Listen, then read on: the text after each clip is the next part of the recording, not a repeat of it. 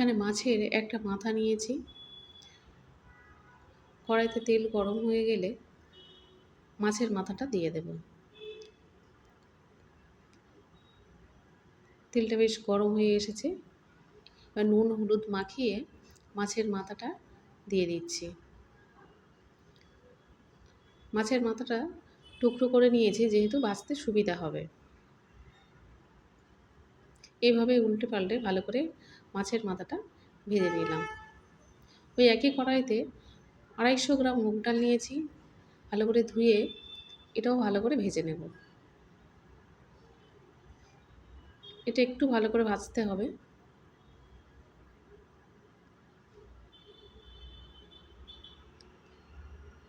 এভাবে নেড়ে চেড়ে ভেজে নিচ্ছি। ভাজাটা হয়ে এসেছে, এটা তুলে নিচ্ছি। ওই কড়াইতে একটু তেল দিয়েছি, তার মধ্যে শুকনো লঙ্কা তেজপাতা দিয়েছি,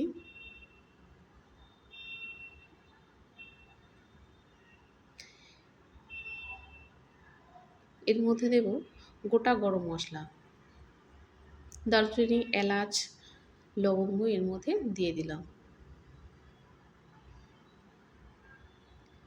এর মধ্যে দিচ্ছি কুচিয়ে রাখা পেঁয়াজ, এটা একটু লাল লাল করে ভেজে নেব।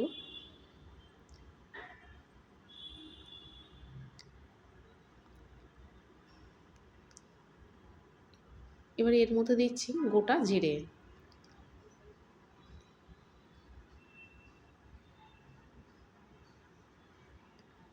এবার এভাবে নাড়াচাড়া করে লাল লাল করে ভেজে নেব। এবার এর মধ্যে দেব কুচিয়ে রাখা টমেটো,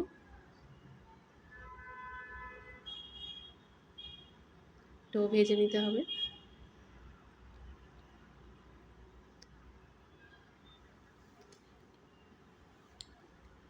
এবারে এর মধ্যে দেব আদা রসুন বাটা 1 চামচ দিয়ে দিলাম, দিয়ে এটা একটু কষিয়ে নেব।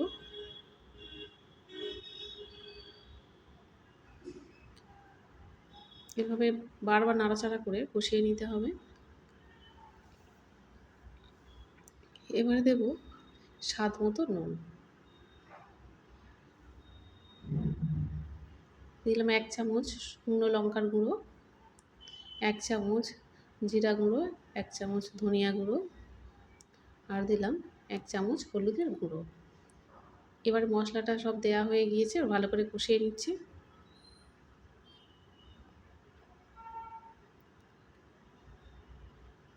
এভাবে কষানোর পরে যে ডালটা ভেজে রেখেছিলাম সেটাও এর মধ্যে দিয়ে দিচ্ছি।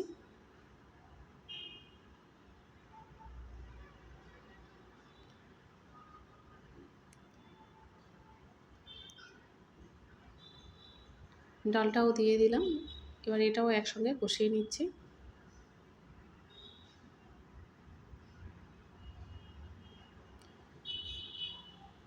প্রায় অনেকক্ষণ কষানো হয়ে গিয়েছে, এর মধ্যে জল দিয়ে দিলাম।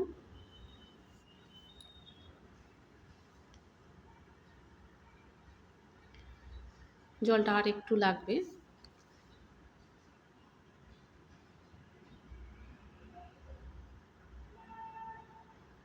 এবার দিলাম 2টো কাঁচা লঙ্কা।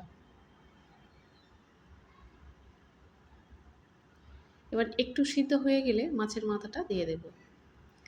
ডালটা অনেকটা সিদ্ধ হয়ে গিয়েছে, মাছের মাথাটা দিয়ে দিচ্ছি।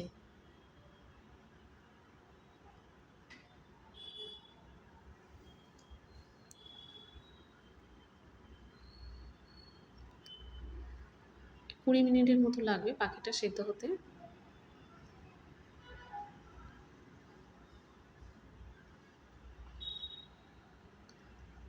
ডালটা হয়ে গিয়েছে।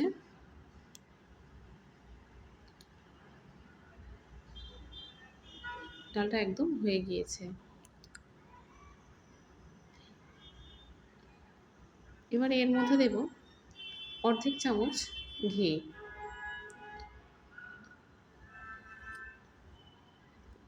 এর মধ্যে অর্ধেক চামচ ঘি দিয়ে দিলাম। এবার দেব সামান্য একটু গরম মশলা।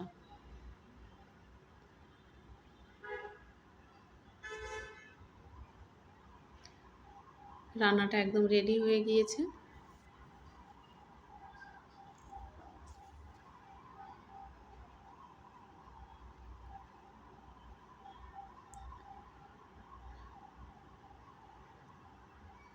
আমি অর্চনা, আপনারা দেখছেন মাই সেলফ দীপ্তেন্দ্র। অবশ্যই করে লাইক, শেয়ার, কমেন্ট এবং সাবস্ক্রাইব করবেন। দেখা হবে আবার পরের ভিডিওতে।